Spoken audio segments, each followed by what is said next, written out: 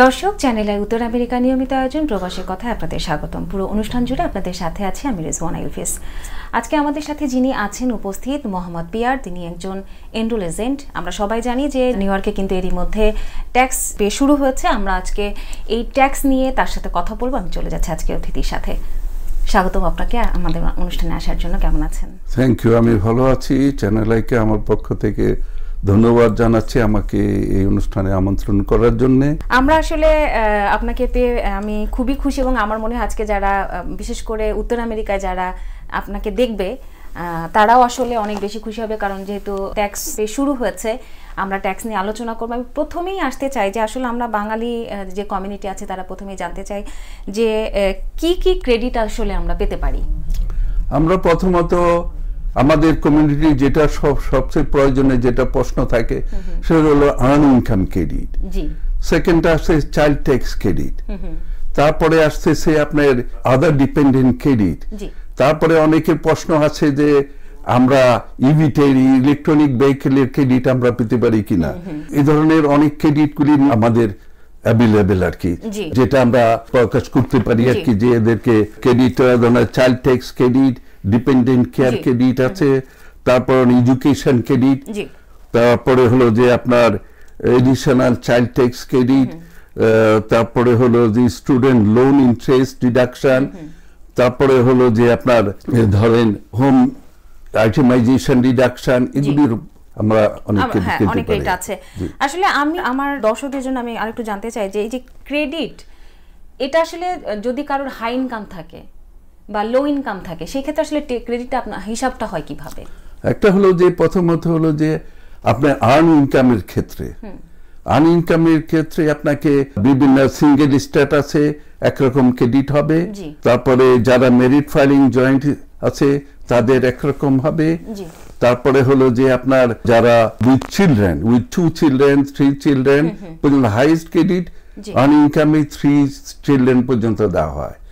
এবার 3 চিলড্রেনের জন্য earn income credit আমরা $7,830 হাইয়েস্ট ক্রেডিট আপনার একজন ট্যাক্স পেয়ার পেতে পারে আর কি, এবং আপনার এক বাচ্চার জন্য $4,213 হাইয়েস্ট ক্রেডিট পেতে পারে, 2 বাচ্চার জন্য $6,960, আর যার কোনো বাচ্চা নাই, কেউ তার সাথে ডিপেন্ডেন্ট নাই, সে $613 পর্যন্ত হাইয়েস্ট ক্রেডিট পেতে পারে।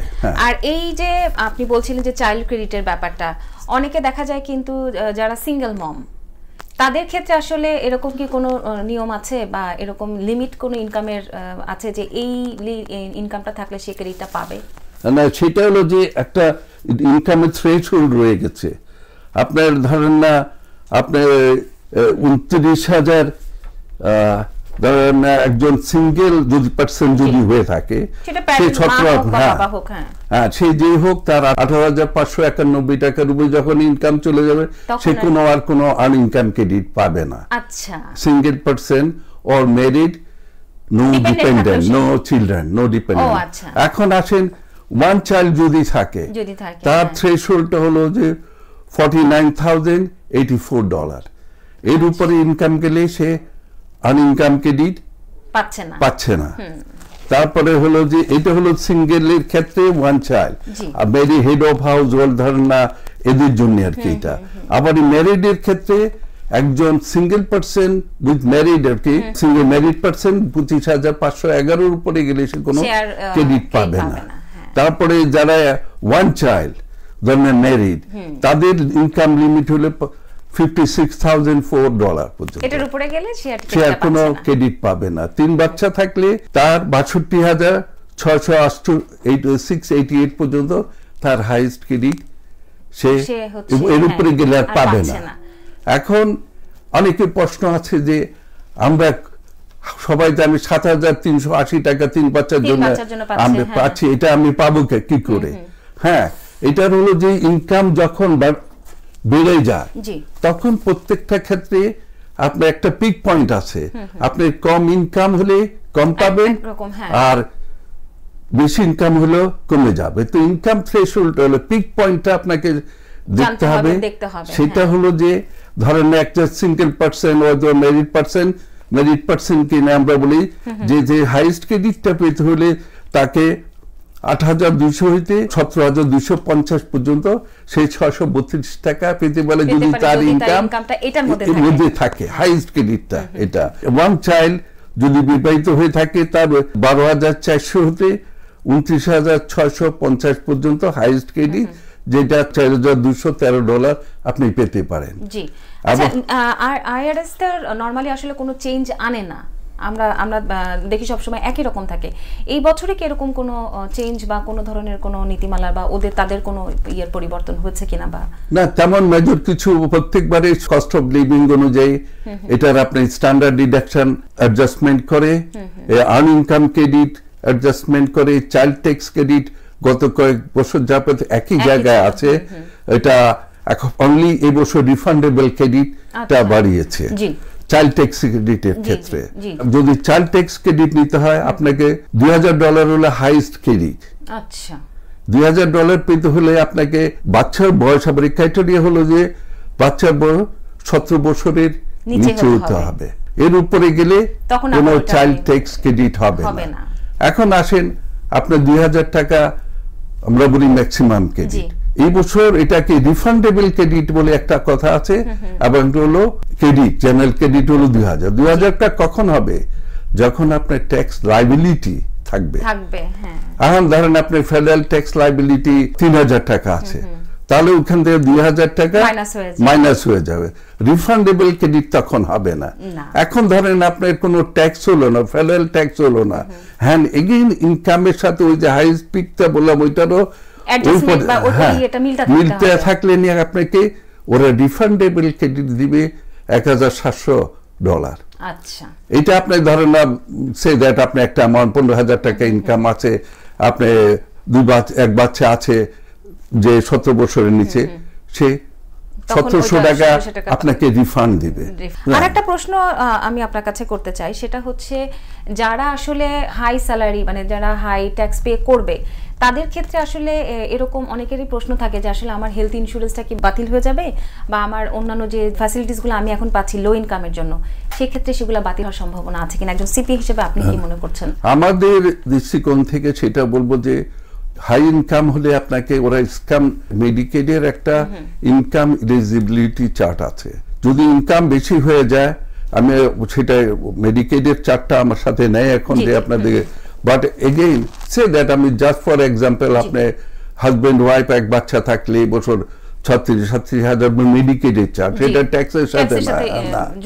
হ্যাঁ, এর যদি উপরে যদি ইনকাম চলে যায় তাহলে মেডিকেড থাকবে না। একজন সিঙ্গেল পার্সনের পভার্টি গাইডলাইনের উপরে চলে গেলে আপনাকে মেডিকেড থাকবে না। একজন সিঙ্গেল পার্সন ২০,০০০ টাকার উপর ইনকাম গেলে তার মেডিকেড থাকবে না। তো সেটা হলো যে মেডিকেডের জন্য। তো এই মেডিকেডের জন্য অবভিয়াসলি এখন আমাদের কমিউনিটির সবাইরই প্রশ্ন যে আমরা কিভাবে আমার স্বাস্থ্যটা রাখতে পারি। তো সেটা আর কি, সেটা যখন আপনারা ট্যাক্স করবেন ট্যাক্স প্রিপারেটরকে বলবেন আমাকে কাইন্ডলি যদি, হ্যাঁ এটা অ্যাডজাস্টমেন্ট করার একমাত্র উপায় থাকে যারা সেলফ এমপ্লয়েড এন্ড আদার, তাদের ক্ষেত্রে এটাকে অনেক ক্ষেত্রে অ্যাডজাস্টমেন্ট করা যায়। আপনার W2 ইনকাম থাকলে ওটা সহজ না, অন্যান্য ইনকাম থাকলে সহজ না। কেউ যদি আসলে কয়েকটা জব করে, মানে ধরেন একের অধিক জব করে, সেক্ষেত্রে W2টা আসলে কিভাবে দেখাবে? W2 বিভিন্ন এমপ্লয়ারের ক্ষেত্রে বিভিন্ন W2 আসবে। যদি ৩ জায়গায় W2 করে কাজ করে ৩ জায়গা থেকে তার W2 আসবে। ট্যাক্স প্রিপারেটর যখন ট্যাক্স প্রিপারেটরের কাছে যাবে সব W2 গুলি নিয়ে যেতে হবে।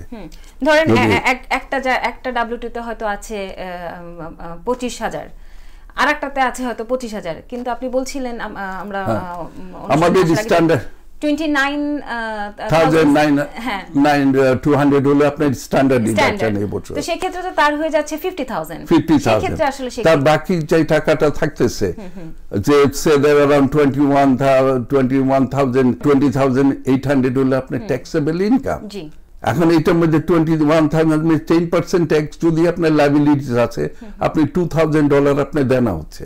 আপনি আমরা অনুষ্ঠানে আসার আগে আপনার সঙ্গে আলোচনা ছিল, আপনি খুব মূল্যবান একটা কথা বলছিলেন যে আসলে আমরা যদি প্রতি মাসে 10 টাকা করেও যদি আসলে আমরা মানে প্রতি, এটা হলো যে আমি আমার যারা ক্লায়েন্ট আছে তাদেরকে আমি অলওয়েজ সাজেস্ট করি আপনি ট্যাক্সে আপনার পকেটে আমরা যা টেক হোম যেটা নেবেন এটা খরচ হয়ে যায়, পকেটে যা থাকে না। প্রতি যদি ফোর্সফুলি যদি $20 করে যদি পেচেকে ডিডাকশন রাখেন, এক্সট্রা ডিডাকশন রাখেন, আপনি বছরে 52 সপ্তাহে $1040 আপনি জমা হচ্ছে, যেটা আপনার জন্য ভালো।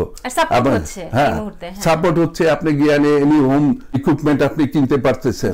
আবার সেটা না করে যদি কম রিডাকশন করেন, আপনাকে দিতে গেলে পকেট থেকে দিতে গেলে কষ্ট লাগে, তখন ভর্তুকিটা ভর্তুকি দিতে হচ্ছে। এবং যে কোনো লোকেরই আমরা যারা আমাদের চরিত্র এমন পকেট থেকে দিতে গেলে কষ্ট লাগে।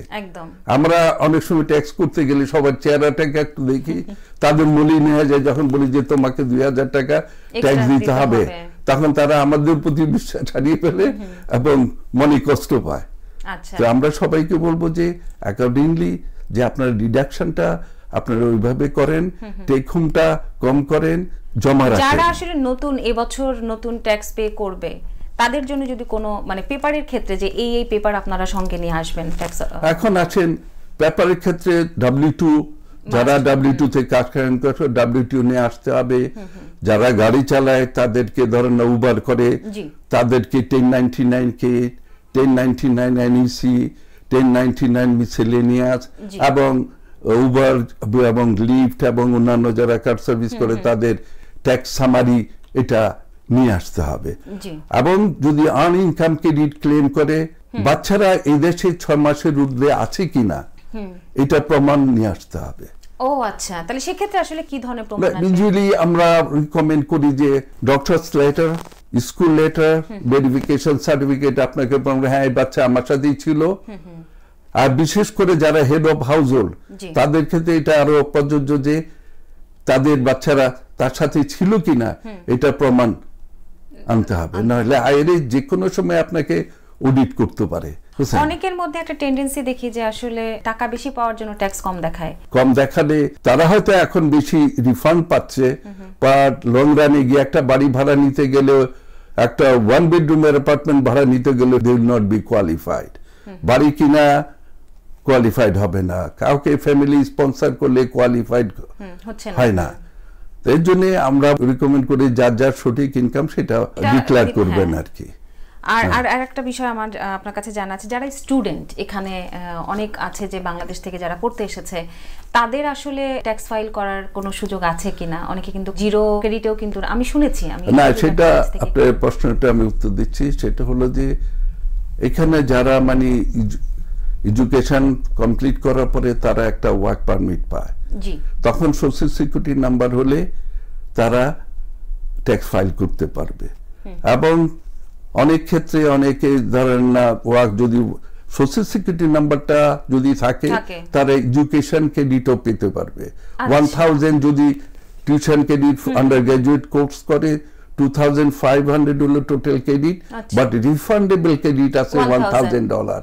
তাহলে আপনার ইনকাম না থাকলেও $1000 আপনি এমনি পেয়ে যাচ্ছেন, বাট আপনাকে ফাইল করতে হবে সোশ্যাল সিকিউরিটি নাম্বারে। অনেকে আইটিআইএন নাম্বার দিয়া ই করে, বাট ওইটা দিয়া ক্রেডিট দিবে না।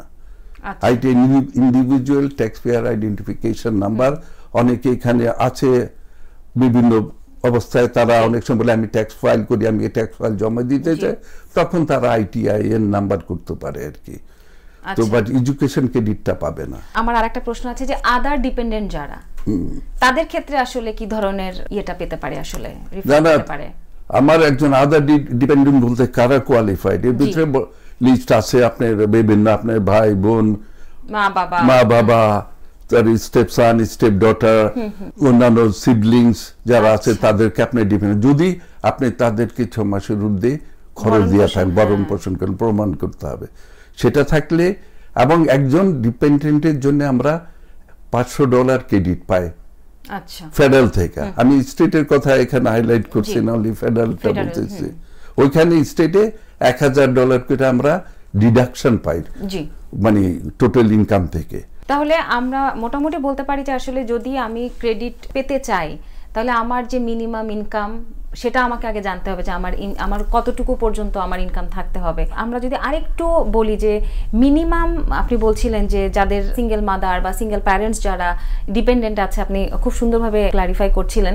আরেকটু যদি আমাদের দর্শকদের জন্য একটু বুঝিয়ে বলতেন যে মিনিমাম কত ইনকাম আসলে হলে আপনি এলিজিবল ক্রেডিট পাওয়ার জন্য। এখন সেটা হলো ক্রেডিটটা বললাম তো যে মেইন ক্রেডিটটা যেটা আর কি যে আর্ন ইনকাম ক্রেডিট এবং চাইল্ড ট্যাক্স ক্রেডিট, এই দুইটা জিনিস হলো আমাদের এখানে হ্যাঁ। চাইল্ড ট্যাক্স ক্রেডিটটা আপনার মিনিমাম আপনাকে ইনকামের সাথে সাথে একটা ইনকাম লেভেলের উপরে না গেলে পুরো ক্রেডিটটা দিবে না। ধরুন না আমরা 2000 ক্রেডিট আছে, আপনি যদি 5000 টাকা ইনকাম থাকে আপনাকে পুরো ক্রেডিট দিবে না। You will get part of the credit. আচ্ছা, out of that partly refundable credit আপনাকে একটা অংশ দিবে, এবং ইনকাম বাড়তে বাড়তে গিয়ে একটা ওই যে পিক পয়েন্টে গিয়ে তখন পুরাটা দিবে। এরপরে গিয়ে আপনি চাইল্ড ট্যাক্স ক্রেডিটটা সবসময় পুরাটাই পাবেন। রিফান্ডেবল ক্রেডিটও যদি থাকে 1700 টাকা আর এক বাচ্চার জন্য, এবং যদি $100,000 আয় করেন তাহলে আপনাকে আচ্ছা এটা কি আসলে পাবেই, এটা চাইল্ড ট্যাক্স ক্রেডিটটা পাবে। আচ্ছা, বাট একটা হলো চাইল্ড ট্যাক্স ক্রেডিটকে দুই ভাগে বিভক্ত করা হয়েছে। একটা হলো রিফান্ডেবল ক্রেডিট, বলে আপনি কোনো ট্যাক্স লায়াবিলিটি নাই, তাহলে আপনার ইনকাম যদি থ্রেশহোল্ডের বাইরে ভিতরে থাকেন আপনাকে 1700 টাকা রিফান্ড দিবে। আবার বয়সের একটা কথা আপনি বলছিলেন। হ্যাঁ, বয়স 17 বছরের উপরে হতে পারবে না। 17 বছরের উপরে হলে সে সেটার জন্য কোয়ালিফাই হবে না। আচ্ছা, আপনি যদি আমাদের দর্শকদের জন্য আরেকটু বলতেন যে যেহেতু আমরা সবাই আসলে জানতে চাই যে কিভাবে আমি ট্যাক্স ফাইলটা করলে আমি প্রপার ওয়েতে আসলে আমার ট্যাক্স ফাইলটা করা হবে বা আমি আমার প্রপার ক্রেডিটটা পাবো। অবভিয়াসলি আপনাকে সবাইকে আমার সাজেশন থাকবে এটা আর কি যে আপনাদের যে ডকুমেন্টগুলি বছরের পরে সবগুলি একসাথে করে যে কি কি ইনকাম আছে, ফার্স্ট মেক এ লিস্ট যে আপনারা কি কি ইনকাম করেছেন, সেটাকে একটা নোট করবেন। নোট করার পরে গিয়ে তারপরে দেখবেন যে আমাদের ট্যাক্স প্রিপারের কাছে নিয়ে যাবেন, তখন সেইটাকে অ্যানালাইসিস করে আপনাকে যেটা হাইয়েস্ট ক্রেডিট এখন সেটা যেটা পাবেন সেটা বলে দিবে এবং বুঝিয়ে দিবে। এবং অবভিয়াসলি এই যেটা বললাম, অনেক সময় আমরা অনেকে ভুল করলে তো ধরেন না আপনি কম পাবেন, সেই হিসাবে মেক শিওর করেন যে রাইট পারসন যেন আপনাকে গাইড করতে পারে আর কি আপনাকে। আর যদি কেউ ক্যাশে ধরেন, যদিও ক্যাশের কোনো আসলে তো কোনো ক্যাশে যারা কাজ করে তারা কি আসলে ট্যাক্স ফাইল করতে পারবে কিনা? হ্যাঁ, অবভিয়াসলি ট্যাক্সের ফাইল করলে কিন্তু প্রুফ অফ ইনকামটা নাই। আপনাকে কখনো যদি এখন ধরেন আপনি এক বাচ্চা আছে, কখন এই ক্ষেত্রগুলিকে বেশি অডিট করে, কখন এদের পিছিয়ে লাগে, কখন দেখা যে আপনি আর্ন ইনকাম ক্রেডিট নিচ্ছেন, চাইল্ড ট্যাক্স ক্রেডিট নিচ্ছেন। তো এই ক্ষেত্রে হয় কি আপনার প্রুফ অফ ইনকামটা আইআরএস দেখতে চায় কিভাবে আয় করছো। এখন এটা রাখতে হলে অনেক সময় আপনি ক্যাশে আয় করছেন, বাই ল ক্যাশে আপনি করতে পারি না। হয় আপনি কোনো ব্যবসা করছেন, ব্যবসা করে দেখাইতে হবে যে আমি এই ব্যবসা করছি, এটার থেকে আয় ব্যয় দেখিয়ে আমার একটা ইনকাম আমরা করছি, ক্যাশে করতেছি। এখন এই ধরনের অনেক কিছু আছে, একজন রাস্তায় ফ্লায়ার ডিস্ট্রিবিউশন করতেছে, হ্যাঁ না, সে বললো যে আমি তো রেগুলার এমপ্লয়ি না, আমি একজনের কাছে কাজ করেছি আমাকে দিল। অবভিয়াসলি আপনাকে সেটা, বাট আপনাকে এটা রেকর্ড রাখতে হবে যে আমি দিন এত টাকা আয় করছি, আমার মূল ইনকাম এত হয়েছে। এটা অ্যাটলিস্ট একটা বেসিস লাগবে। আপনি যেখানে আমরা আমাদের কাছে গেলে ফর্ম পূরণ করা তো কঠিন না, আমরা শূন্যস্থান পূরণ করে দিয়ে দিই। আচ্ছা, অনেকে কিন্তু আবার মানে ইদানিং আমরা দেখেছি যে যারা ক্যাশে কাজ করে তারা অনেক সময় জেলে কিন্তু স্যালারিটা নিচ্ছে, সেই ক্ষেত্রে কি সেটা প্রুফ হিসেবে? না না, এটা ওটা কোনো না। ইট মাস্ট হ্যাভ এ, যার কাছ থেকে যদি নিচ্ছেন কোনো এমপ্লয়ারের আন্ডারে যদি কাজ করে থাকেন, তারা আপনাকে 1099 এনইসি দিবে অথবা W2 দিবে। এরা আর এখন ধারণা তা হইলে কোনো এমপ্লয়ার আপনি বলেন যে আমি অমুক গ্রোসারিতে কাজ করছি, আমাকে এত টাকা, আমি তো 20,000 টাকা আয় করছি, তো ওই কোম্পানির নাম দিলেও হবে না। যদি ওরা আসলে একটা রিকমেন্ডেশন বা একটা না, সেটা দিলে কাজ হবে না, কারণ সেটা ও স্বীকারই করবে না, কারণ দিস ইজ ইলিগাল প্র্যাকটিস। আমি একজনকে ক্যাশ দিচ্ছি, এটা হলো ইলিগাল মানে আন্ডার দি টেবল প্র্যাকটিস। এগুলি এর জন্য এমপ্লয়ারও বলবে না যে আমি এর চিনি। আচ্ছা, যখন সময় তাদের ক্ষতি হবে। হ্যাঁ, এখন অনেকে ক্যাশে কাজ করে, বিভিন্ন ভাবে কাজ করে, তারা দেখা যায় নিজেরই পরিশ্রম করে আমি ভেন্ডর, অনেকে ভেন্ডর লাইসেন্স বিভিন্ন ব্যবসা দেখিয়ে একটা সার্টিফিকেট থাকে যেন আমরা শো করতে পারি যে যেগুলি কোনো রিসিপ্ট নাই আর কি। আপনাকে অসংখ্য ধন্যবাদ আমাদের অনুষ্ঠানে আসার জন্য।